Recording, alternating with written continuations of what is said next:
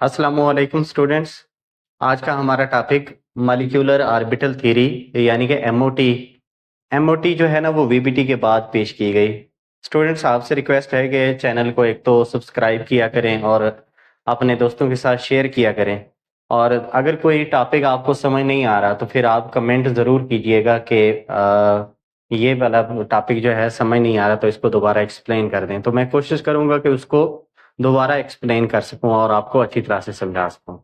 तो चलते हैं हम अपने टॉपिक की तरफ। एमओटी को स्टूडेंट प्रपोज किया था मुलिकैन एंड हुंड ने इन 1932।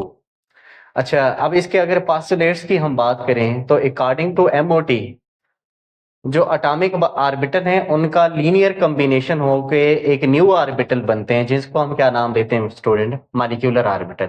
यानी कि एटॉमिक ऑर्बिटल जो थे उनका कॉम्बिनेशन होता है और उस कॉम्बिनेशन को क्या नाम देते हैं? Linear combination of atomic orbital, LCAO। तो फिर क्या बनते हैं? Molecular orbitals. अब इसमें जो एटॉमिक ऑर्बिटल्स हैं ना, हमने हाइब्रिडाइजेशन में पढ़ा था या वीबीटी में पढ़ा था, वो अपनी आइडेंटिटी को बरकरार रखते हैं।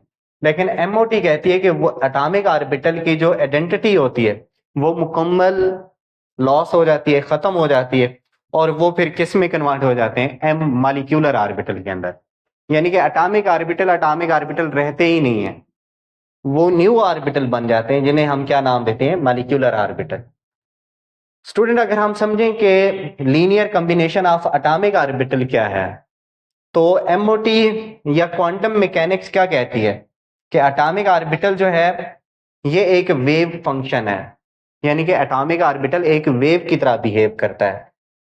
अब वेव अगर एक दूसरे के अंदर ऐड हो जाएंगे यानी कि उनके अंदर कंस्ट्रक्टिव इंटरफेरेंस हो जाएगी तो वो जो मॉलिक्यूलर ऑर्बिटल बनेगा उसको हम कहते हैं बॉन्डिंग मॉलिक्यूलर ऑर्बिटल। अगर ये दो वेव एक दूसरे में से माइनस हो जाएंगी या सब्ट्रैक्ट हो जाएंगी तो उसको हम नाम देते हैं एंटी बॉन्डिंग मॉलिक्यूलर ऑर्बिटल। अब जहां पर एडिशन होती है एक दूसरे को ये क्या करते हैं? ऐड हो जाते हैं। और जहां पर ये सब्ट्रैक्शन होती है वहां पर ये बिल्कुल जो है वो जीरो हो जाता है इलेक्ट्रॉन डेंसिटी। तो यहां पर जो इलेक्ट्रॉन डेंसिटी है वो ऐड अप हो जाती है और यहां पर क्या हो जाती है? सब्ट्रैक्ट हो जाती है। अगर हम अब बात करें कि एटॉमिक ऑर्बिटल और मॉलिक्यूलर ऑर्बिटल में क्या फर्क है तो स्टूडेंट जो एटॉमिक ऑर्बिटल के इलेक्ट्रॉन होते हैं वो सिंगल एटम के साथ क्या होते हैं? कनेक्टेड होते हैं या इन्फ्लुएंस्ड होते हैं। अब जो मॉलिक्यूलर ऑर्बिटल के जो इलेक्ट्रॉन होते हैं वो मॉलिक्यूल के अंदर जितने भी एटम्स होते हैं सारों से क्या होते हैं? वो रिलेट करते हैं। यानी कि उनका रिलेशन सब के साथ होता है। 3 एटम है या 2 एटम है मॉलिक्यूल के अंदर जो मिलकर है मॉलिक्यूल बना रहे हैं, तो ये वाले जो इलेक्ट्रॉन है ये पूरे मॉलिक्यूल की प्रॉपर्टी होती है। जो एटॉमिक ऑर्बिटल के इलेक्ट्रॉन होते हैं ना वो सिंगल एटम की प्रॉपर्टी होती है। आप सिंपल यूं कह सकते हैं। इसी वजह से स्टूडेंट एटॉमिक ऑर्बिटल को हम मोनोसेंट्रिक कहते हैं और मॉलिक्यूलर ऑर्बिटल को पॉलीसेंट्रिक कहते हैं। मोनो मतलब उसका वो एक सेंटर से रिलेट करते हैं और पॉलीसेंट्रिक मीन वो काफी सारे एटम से रिलेट करते हैं, यानी कि काफी सारे न्यूक्लियस से जो है वो रिलेट करते हैं। स्टूडेंट अगर हम बात करें कि एटॉमिक ऑर्बिटल क्यों मॉलिक्यूलर ऑर्बिटल बनते हैं, क्योंकि ये लेस स्टेबल होते हैं जबकि इनके मुकाबले में जो मॉलिक्यूलर ऑर्बिटल होते हैं वो ज्यादा स्टेबल होते हैं। अब एटॉमिक ऑर्बिटल जो होते हैं वो सिंपल होते हैं क्योंकि वो एक एटम से रिलेट करते हैं, जबकि जो मॉलिक्यूलर ऑर्बिटल होते हैं वो पूरे मॉलिक्यूल की प्रॉपर्टी होती है और वो मिक्सिंग से मिलकर बने हुए होते हैं, इसी वजह से ये कॉम्प्लेक्स होते हैं। अगर एटॉमिक ऑर्बिटल की बात की जाए तो इनको हम SPDF से रिप्रेजेंट करते हैं, जबकि इनको हम सिग्मा पाई डेल्टा से, बॉन्डिंग को हम सिग्मा पाई डेल्टा से, एंटी बॉन्डिंग को सिग्मा स्टार पाई स्टार और डेल्टा स्टार से रिप्रेजेंट करते हैं। ये वाला तो हमारी बुक्स के अंदर है नहीं, इसको अगर आप नाम भी लिखना चाहें तो कोई इशू नहीं है। अच्छा स्टूडेंट, जब भी एटॉमिक ऑर्बिटल लीनियर कॉम्बिनेशन से मिलकर मॉलिक्यूलर ऑर्बिटल बनाते हैं तो मॉलिक्यूलर ऑर्बिटल 2 टाइप्स के होते हैं। एक को हम नाम देते हैं molecular orbitals, bonding molecular orbitals sorry, और दूसरे को anti bonding molecular orbitals. Shortcut इसको क्या नाम देते हैं? BMO और इसको ABMO। स्टूडेंट इस यहाँ पर मैंने एक एग्जांपल लिखी हुई है, जैसे ये 2 एटॉमिक ऑर्बिटल्स है, ये भी एटॉमिक ऑर्बिटल है और ये वाला भी एटॉमिक ऑर्बिटल है। जब ये आपस में कंबाइन होते हैं तो मॉलिक्यूलर ऑर्बिटल भी 2 बनते हैं। अब यहाँ पर एक पॉइंट है कि जितने एटॉमिक ऑर्बिटल्स होंगे ना उतने ही क्या बनेंगे, मॉलिक्यूलर ऑर्बिटल्स बनेंगे। दोनों की तादाद जो होती है वो क्या होती है, सेम होती है। जस्ट फर्क ये होता है कि इसमें कुछ जो होते हैं वो बॉन्डिंग होते हैं और कुछ क्या होते हैं, एंटी बॉन्डिंग। अब देखें यहाँ पर दो एटॉमिक ऑर्बिटल कंबाइन हो रहे हैं, तो मॉलिक्यूलर ऑर्बिटल भी क्या बन रहे हैं, दो। लेकिन मॉलिक्यूलर ऑर्बिटल एक जो है उसको हम नाम देते हैं बॉन्डिंग मॉलिक्यूलर ऑर्बिटल और एक को हम क्या नाम देते हैं, anti bonding molecular orbital. Student अब इनमें हम डिफरेंस पढ़ते हैं कि बॉन्डिंग मॉलिक्यूलर ऑर्बिटल और एंटी बॉन्डिंग मॉलिक्यूलर में डिफरेंस क्या होता है। अब जो बॉन्डिंग होते हैं, जैसा कि पहले मैं आपको बता चुका हूं कि ये वेव फंक्शन के एडिशन से बनते हैं, यानी कि दो वेव एक दूसरे में क्या हो जाती हैं, ऐड अप हो, तो उस वक्त जो मॉलिक्यूलर ऑर्बिटल बनता है वो बॉन्डिंग मॉलिक्यूलर ऑर्बिटल बनता है। और जब वेव फंक्शन एक दूसरे को मतलब कैंसल आउट कर दें या सबट्रैक्ट हो जाएं, उस वक्त जो ऑर्बिटल बनता है वो एंटी बॉन्डिंग मॉलिक्यूलर ऑर्बिटल बनता है। स्टूडेंट जो बॉन्डिंग मॉलिक्यूलर ऑर्बिटल होता है उसकी एनर्जी एटॉमिक ऑर्बिटल से कम होती है। जैसे यहाँ पर देखें, ये एटॉमिक ऑर्बिटल की एनर्जी लाइन है। अगर यहाँ पर मैं एनर्जी डायग्राम बना दूं, एनर्जी जो है यहाँ पर टॉप टू बॉटम इंक्रीज हो रही है, तो एटॉमिक ऑर्बिटल की लाइन ये वाली है। तो जो बॉन्डिंग होते हैं, बॉन्डिंग वाले, वो एटॉमिक ऑर्बिटल से उनकी एनर्जी कम होती है, और जो एंटी बॉन्डिंग वाले होते हैं उनकी एनर्जी एटॉमिक ऑर्बिटल से क्या होती है, ज्यादा होती है। दूसरी बात स्टूडेंट के बॉन्डिंग मॉलिक्यूलर ऑर्बिटल जो होते हैं ना, वो इलेक्ट्रॉन डेंसिटी को दो न्यूक्लियाई, अब स्टूडेंट मिसाल के तौर पर ये न्यूक्लियाई है, एक न्यूक्लियाई, तो ये इलेक्ट्रॉन डेंसिटी जो है यहाँ पर बॉन्डिंग मॉलिक्यूलर ऑर्बिटल में न्यूक्लियाई के दरमियान ज्यादा होती है, और वो मॉलिक्यूल को दोनों न्यूक्लियाई को अट्रैक्ट करती है। अट्रैक्ट करने की वजह से मॉलिक्यूल वो न्यूक्लियाई क्लोज आ जाते हैं और मॉलिक्यूल क्या होता है, स्टेबल बन जाता है। इसी वजह से इस एनर्जी को यहां से लेकर यहां, इस एनर्जी को क्या नाम देते हैं, स्टेबलाइजेशन। जबकि इसके ये अपोजिट है, ये इलेक्ट्रॉन डेंसिटी को क्या करवाता है, दो न्यूक्लियाई के दरमियान डिक्रीज करवाता है। इलेक्ट्रॉनिक क्लाउड जो है इसके अंदर एक दूसरे को रिपेल करते हैं, रिपेल करने की वजह से ये मॉलिक्यूल को डिस्टेबलाइज करते हैं, और ये जो है ना बॉन्ड फॉर्मेशन को फेवर करते हैं और ये बॉन्ड फॉर्मेशन को अपोज करते हैं। जैसे कि इनके नाम से जाहिर है, एंटी बॉन्डिंग, यानी कि बॉन्ड बनने को अपोज करते हैं। स्टूडेंट यहां पर जैसे ये है, ये इनकी एनर्जी कम होती है और इलेक्ट्रॉन डेंसिटी न्यूक्लियाई के दरमियान इंक्रीज हो जाती है, और यहाँ पर जो दो न्यूक्लियाई हैं यहाँ पर देखें कोई इलेक्ट्रॉन नहीं है। अब इसको हम नोडल प्लेन का नाम देते हैं, जहां पर कोई भी इलेक्ट्रॉन ना हो नोडल प्लेन कहते हैं। तो यहाँ पर देखें कोई इलेक्ट्रॉन नहीं है, यहाँ पर इलेक्ट्रॉन एक दूसरे को रिपेल कर रहे हैं और यहाँ पर एक दूसरे को क्या कर रहे हैं, अट्रैक्ट कर रहे हैं। यहाँ पर दोनों न्यूक्लियाई को वो क्या कर रहे हैं, अट्रैक्ट कर, यानी कि क्लोज ला रहे हैं, और यहाँ पर दोनों न्यूक्लियाई को क्या कर रहे हैं, दूर लेके जा रहे हैं, क्योंकि यहाँ पर रिपलियन हो रही है और यहाँ पर क्या हो रही है, अट्रैक्शन। अट्रैक्शन की वजह से यहाँ पर इलेक्ट्रॉन डेंसिटी ज्यादा हो जाएगी और इधर क्या हो जाएगी, जीरो, जिसको हम क्या नाम देते हैं, नोडल प्लेन। अच्छा स्टूडेंट, अब इसमें अगर हम बात करें कि हम बॉन्डिंग वालों को सिग्मा और पाई से रिप्रेजेंट करते हैं और एंटी बॉन्डिंग वालों को सिग्मा स्टार और पाई स्टार से रिप्रेजेंट करते हैं। ठीक है स्टूडेंट, एक मैं एनर्जी की बात कर रहा था कि ये वाली जो एनर्जी होती है ना, इसको हम नाम देते हैं स्टेबलाइजेशन एनर्जी, स्टेबलाइजेशन। और दूसरी जो एनर्जी होती है ना, इसको हम क्या नाम देते हैं, डिस्टेबलाइजेशन। ये हमारी बुक में नहीं है, इसी वजह से मैंने एक्सप्लेन नहीं किया। तो हमेशा स्टेबलाइजेशन एनर्जी, अगर मॉलिक्यूल बनता है तो उसमें स्टेबलाइजेशन एनर्जी जो होती है वो डिस्टेबलाइजेशन से ज्यादा होती है। अगर मॉलिक्यूल एग्जिस्ट नहीं करता तो फिर डिस्टेबलाइजेशन एनर्जी जो होती है वो स्टेबलाइजेशन से क्या हो जाती है, ज्यादा, उसमें यानी कि मॉलिक्यूल के अंदर मॉलिक्यूल बनने के चांसेस जो होते हैं वो ना होने के बराबर होते हैं। अब स्टूडेंट अगर इसका ओवरऑल एनर्जी ऑर्डर देखा जाए तो सबसे कम एनर्जी किसकी होती है, बॉन्डिंग मॉलिक्यूलर ऑर्बिटल की, उसके बाद एटॉमिक ऑर्बिटल की, उसके बाद एंटी बॉन्डिंग।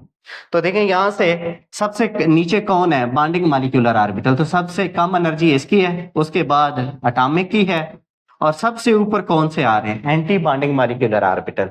तो एनर्जी का मतलब ऑर्डर ये बनता है, बॉन्डिंग, एटॉमिक ऑर्बिटल और anti bonding.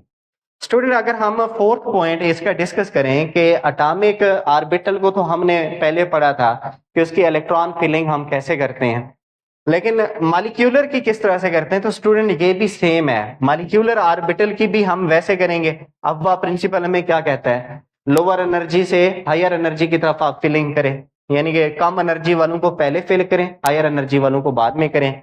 Pauli's exclusion principle क्या कहता है कि कोई भी यानी कि दो इलेक्ट्रॉन जो हों वो अगर एक ही ऑर्बिटल के अंदर जो हों तो उनका जो स्पिन क्वांटम नंबर होता है वो डिफरेंट होता है। हुड जरूर क्या कहते हैं कि अगर दो डीजेनरेट ऑर्बिटल हैं फिर आप उनको सिंगली फिल्ड करें, ना कि डबली फिल्ड करें अपोजिट स्पिन के साथ। तो ये सेम ही रूल्स हैं जो चैप्टर नंबर 2 के अंदर डिस्कस किए गए। स्टूडेंट नेक्स्ट वन जो है ना, point number 5, overlapping of atomic orbitals. जब मॉलिक्यूलर ऑर्बिटल्स बनते हैं ना तो उससे पहले एटॉमिक ऑर्बिटल्स आपस में ओवरलैप करते हैं। अब उनकी ओवरलैपिंग अब दो तरह से होती है, या तो लीनियर का दूसरा नाम क्या आता है, हेड ऑन या इंड वाइज ओवरलैपिंग, या दूसरी कौन सी होती है स्टूडेंट, साइडवेज, पैरेलल, या फिर उसको हम क्या नाम देते हैं, लैटरल ओवरलैप का नाम देते हैं। अब स्टूडेंट जो लीनियर ओवरलैप होता है वो दो तरह की होती है, एस एस भी हो सकती है, पी पी भी हो सकती है। अब जैसे जब एस एस ओवरलैपिंग होगी तो दो एस ऑर्बिट एटॉमिक ऑर्बिटल मिल के क्या बनाएंगे, दो मॉलिक्यूलर ऑर्बिटल बनाएंगे। एक कौन सा होगा, बॉन्डिंग, और एक कौन सा होगा, एंटी बॉन्डिंग। बॉन्डिंग में इलेक्ट्रॉन डेंसिटी इंक्रीज हो जाएगी, अट्रैक्ट करेंगे, और इसमें एक दूसरे को क्या करेंगे, रिपेल करेंगे। इसमें एक नोडल प्लेन होती है, अगर मैं बात करूं नोडल प्लेन की तो इसमें एक नोडल प्लेन होती है, और इसके अंदर नोडल प्लेन जो है वो स्टूडेंट क्या होती है, 0। सेम अगर पी की बात करें तो पी जो है वो भी लीनियर ओवरलैप करेंगे, तो स्टूडेंट इसमें भी क्या होगा, अगर ये एक दूसरे को अट्रैक्ट करेंगे, एड अप हो जाएंगे, तो इसको हम क्या नाम देंगे, बॉन्डिंग। अगर एक दूसरे को रिपेल करेंगे तो ये इसे एक क्या होगा, एंटी बॉन्डिंग। तो यहां पर स्टूडेंट नोडल प्लेन की अगर बात करें तो इसमें एक होती है, और इसमें नोडल प्लेन कितनी होती है, 0। नोडल प्लेन वो रीजन होता है जहां पर इलेक्ट्रॉन के पाए जाने के चांसेस क्या हों, 0 हों, उसको हम नोडल प्लेन कहते हैं। स्टूडेंट अगर हम पैरेलल ओवरलैपिंग की बात करें तो पैरेलल ओवरलैपिंग जो है सिर्फ पी से होती है, जैसे हमने वीबीटी में पढ़ा था। जबकि एस एस हमेशा क्या करता है, sigma molecular bonding molecular orbital बनाता है, या सिग्मा स्टार। जबकि जो साइड वेज है वो कौन सा बनाता है स्टूडेंट, पाई बनाएगा मॉलिक्यूलर ऑर्बिटल, पाई या पाई स्टार। अब इसमें भी दो टाइप्स होती हैं, एक बॉन्डिंग बनता है, बॉन्डिंग में देखें इलेक्ट्रॉन डेंसिटी क्या हो गई है, न्यूक्लियाई के दरमियान इंक्रीज हो गई है, लेकिन अब ये अबव एंड बिलो, लेकिन लाइन के ऊपर नहीं होगी। तो यहाँ पर स्टूडेंट इसके अंदर नोडल प्लेन क्या होती है, एक। अगर इनमें हम बात करें तो इसमें इधर भी कोई इलेक्ट्रॉन नहीं है और इधर भी कोई इलेक्ट्रॉन नहीं है, तो इसमें नोडल प्लेन कितनी होती है स्टूडेंट, 2। ये जस्ट एमसीक्यूज के लिए आप लोगों ने कर लेना है कि जब पी जो है ना पैरेलल ओवरलैप करते हैं तो एंटी बॉन्डिंग में दो नोडल प्लेन होती हैं और बॉन्डिंग के अंदर एक नोडल प्लेन होती है। स्टूडेंट जब भी ये पैरेलल ओवरलैप करते हैं तो पाई ऑर्बिटल मॉलिक्यूलर ऑर्बिटल बनता है, नीचे वाला पाई होगा, ऊपर वाला पाई स्टार होगा। अब ये पाई जो है ना 2py से या 2pz से बनता है, आपकी मर्जी, आप 2py दिखाएं या 2pz दिखाएं, मैंने यहाँ पर दोनों लिखे हुए हैं, तो आप इनमें से कोई भी ले सकते हैं, क्योंकि इन दोनों की एनर्जी जो होती है ना, पाई वालों की एनर्जी बराबर होती है और पाई स्टार वालों की एनर्जी भी बराबर होती है। लेकिन जो पाई वाले होते हैं उनकी एनर्जी पाई स्टार से क्या होती है, कम होती है। लेकिन दो पाई वाले, पाई 2py और पाई 2pz, इनकी एनर्जी बराबर होगी, और पाई स्टार 2py और पाई यानी कि पाई 2py पाई स्टार 2pz, उनकी एनर्जी आपस में बराबर होगी। अब इसके बाद आते हैं स्टूडेंट पॉइंट नंबर 6, अगर इनकी हम रिलेटिव एनर्जीज की बात करें तो स्टूडेंट जब हम रिलेटिव एनर्जीज की बात करते हैं तो हमारे उसमें दो मॉलिक्यूल आते हैं, एक को हम क्या नाम देते हैं, लाइटर मॉलिक्यूल, और दूसरे को हम हैवियर मॉलिक्यूल। लाइटर मॉलिक्यूल वो होते हैं जिनके इलेक्ट्रॉन जो होते हैं ना वो 14 से क्या हों, 14 के बराबर हो या फिर 14 से कम हो। जैसे स्टूडेंट ये नाइट्रोजन है, नाइट्रोजन का एटॉमिक नंबर कितना होता है, 7, तो 7 + 7 कितना आ गया, 14। तो जब इलेक्ट्रॉन 14 हो तो ये है लाइटर मॉलिक्यूल कहलाता है। जब इलेक्ट्रॉन 14 से ज्यादा हो फिर इसको हम क्या नाम देते हैं, हैवियर मॉलिक्यूल का नाम देते हैं। इन दोनों की जो एनर्जी मतलब रिलेटिव एनर्जीज है ना वो थोड़ी सी डिफरेंट है। अब उसकी मैं आपको रीजन भी बता देता हूं। स्टूडेंट जब आप इसकी बात करते हैं लाइटर के, तो लाइटर में सिग्मा 1s, उसके बाद क्या होता है सिग्मा स्टार 1s, उसके बाद होता है स्टूडेंट सिग्मा 2s, उसके बाद सिग्मा स्टार 2s। अब यहां पर जो है ना मिक्सिंग हो जाती है, ये 2px और सिग्मा स्टार 2s के दरमियान मिक्सिंग होती है। इस मिक्सिंग को हम क्या नाम देते हैं, sp मिक्सिंग। इससे होता यह है कि स्टूडेंट जैसे ही मिक्सिंग होती है ना तो ये वाला जो सिग्मा 2px रहता है ये नीचे की बजाय ये ऊपर चला जाता है। जबकि आप हैवियर मॉलिक्यूल का देखें तो यहां पर कोई मिक्सिंग नहीं होती, एस और पी। तो इसमें डायग्राम जो है वो सेम ही रहती है, sigma 1s sigma star 1s sigma 2s sigma star 2s, उसके बाद जो आता है सिग्मा 2px। देखिए इसका सिग्मा 2px नीचे है और इसका सिग्मा 2px ऊपर चला गया। वजह क्या है, यहां पर जो स्टूडेंट है इस ये वाला s है और ये वाला जो है ये p है, इनके दरमियान कोई मिक्सिंग नहीं होती।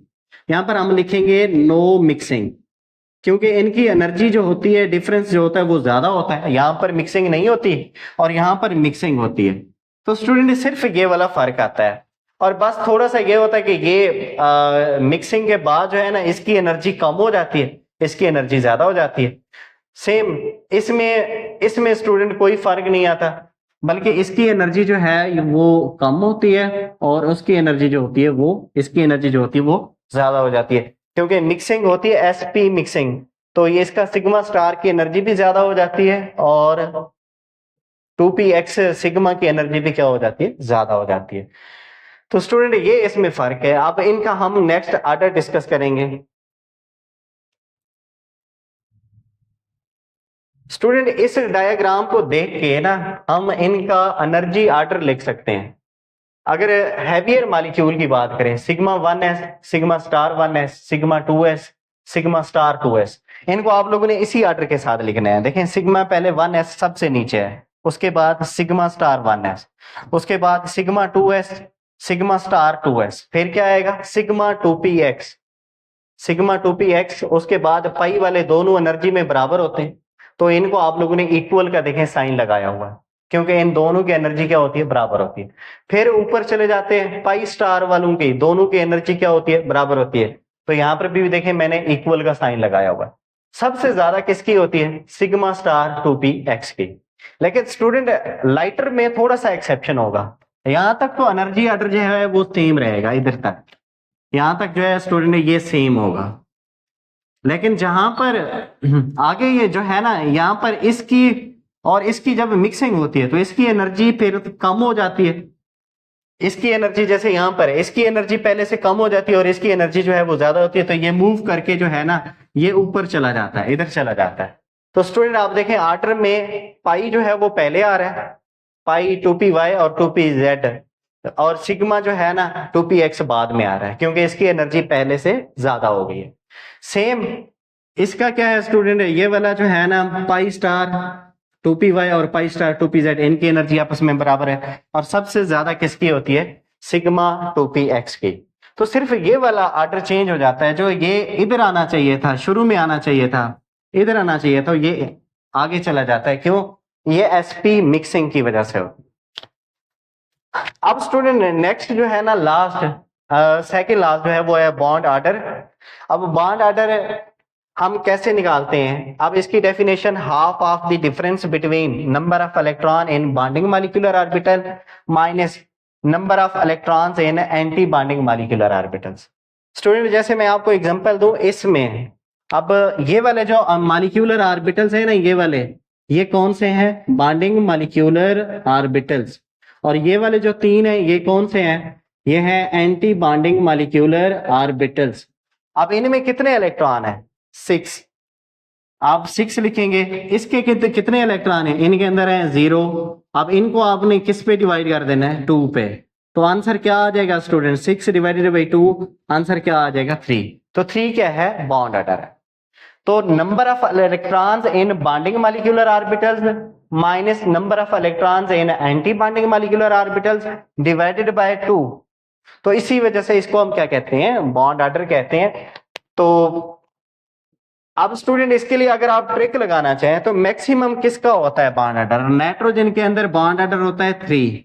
अब अगर एक इलेक्ट्रॉन आप कम करेंगे या एक इलेक्ट्रॉन ज्यादा करेंगे तो बॉन्ड ऑर्डर क्या होता जाएगा, डिक्रीज होता जाएगा। पॉइंट कितना डिक्रीज होगा, 0.5।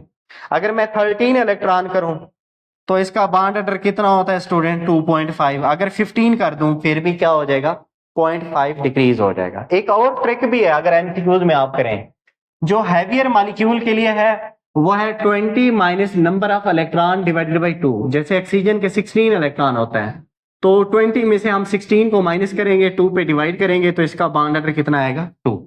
लेकिन जो लाइटर मॉलिक्यूल के लिए ट्रिक है स्टूडेंट वो क्या है, एन पहले लिखना है, माइनस क्या आएगा 8 डिवाइडेड बाई 2। जैसे बोरान है, बोरान के अंदर स्टूडेंट बोरान का एटॉमिक नंबर आपको पता है 5। तो बोरान के 2 एटम है तो उसके टोटल इलेक्ट्रॉन कितने हो जाएंगे, 10 माइनस 8 डिवाइडेड बाई 2 और यहां पर आएगा 2/2, इसका बॉन्ड ऑर्डर कितना आएगा, 1। तो ये शॉर्टकट है एमसीक्यूज के लिए। अब स्टूडेंट अगर इस मॉलिक्यूल की हम बात करें तो इसका बॉन्ड ऑर्डर कितना होगा, इसका बॉन्ड ऑर्डर देखें, बॉन्डिंग के अंदर कितने आ रहे हैं, 6 इलेक्ट्रॉन आ रहे हैं, 6। एंटी बॉन्डिंग के अंदर कितने आ रहे हैं, 2। अब इसका अगर बॉन्ड ऑर्डर आप निकालें 6 माइनस 2 डिवाइडेड बाई 2 तो आंसर इसका कितना आ जाएगा, 4/2 और इसका आंसर कितना आएगा स्टूडेंट, 2। तो इसका बॉन्ड ऑर्डर कितना आ गया, 2। अब लास्ट पॉइंट स्टूडेंट, कौन से पैरामैग्नेटिक होते हैं, कौन से डायामैग्नेटिक होते हैं। पैरामैग्नेटिक वो होते हैं जिनको मैग्नेट अपनी तरफ अट्रैक्ट करे और डायामैग्नेटिक वो होते हैं जिनको मैग्नेट रिपेल करे। अब पैरामैग्नेटिक वो होते हैं जिनके मॉलिक्यूलर ऑर्बिटल के अंदर अनपेयर इलेक्ट्रॉन हो। अनपेयर इलेक्ट्रॉन किसके अंदर, मॉलिक्यूलर ऑर्बिटल के अंदर, चाहे वो बॉन्डिंग वाले हैं चाहे वो एंटी बॉन्डिंग वाले हैं, इन दोनों में से किसी एक के पास अनपेयर इलेक्ट्रॉन हो। अनपेयर यानी कि सिंगल इलेक्ट्रॉन। स्टूडेंट अगर यहां पर ये वाली एग्जांपल देखें तो इसमें 2 अनपेयर इलेक्ट्रॉन है, कितने अनपेयर इलेक्ट्रॉन है, 2 अनपेयर इलेक्ट्रॉन है, तो इसी वजह से ये पैरामैग्नेटिक है। स्टूडेंट अगर आप इसमें देखें तो बॉन्डिंग में सारे के सारे पेयर हैं और एंटी बॉन्डिंग जो है वो बिल्कुल एम्प्टी पड़ा हुआ है, खाली पड़ा हुआ है, तो इसमें कोई अनपेयर इलेक्ट्रॉन नहीं है। सारे के सारे इलेक्ट्रॉन जो हैं वो पेयर अप, यानी कि नो अनपेयर इलेक्ट्रॉन। जब कोई भी अनपेयर इलेक्ट्रॉन नहीं होगा तो वो फिर क्या होगा, डायामैग्नेटिक। तो स्टूडेंट नेक्स्ट हम इसकी डायग्राम करेंगे। ये वाला स्केच जो है आप लोगों ने अच्छी तरह से बना लेना है, हैवियर मॉलिक्यूल का भी और लाइटर मॉलिक्यूल का भी। अब एग्जांपल भी आपको याद होनी चाहिए और इलेक्ट्रॉन की तादाद भी याद होनी चाहिए और ये स्केच भी बना लें। फिर हम इन नेक्स्ट लेक्चर के अंदर एग्जांपल को डिस्कस करेंगे और उनको ड्रा करने की कोशिश करेंगे इन पोस्टुलेट्स को मिला। इंशाल्लाह फिर हम नेक्स्ट लेक्चर में मिलेंगे, तब तक अल्लाह हाफ़िज़।